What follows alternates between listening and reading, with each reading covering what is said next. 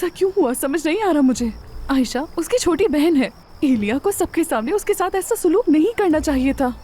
ठीक है, अगर कोई बात हो भी गई थी तो उसका मतलब ये तो नहीं है कि आप रोड पर तमाशा लगा दो। मेरी तो बिल्कुल भी समझ में नहीं आ रहा हारून साहब।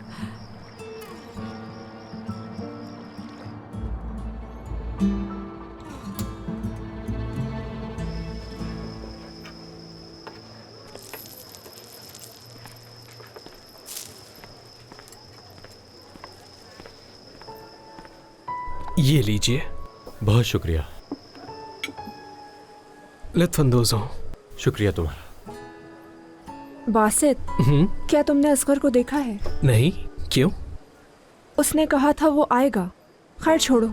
अगर उसने कहा है तो जरूर आएगा।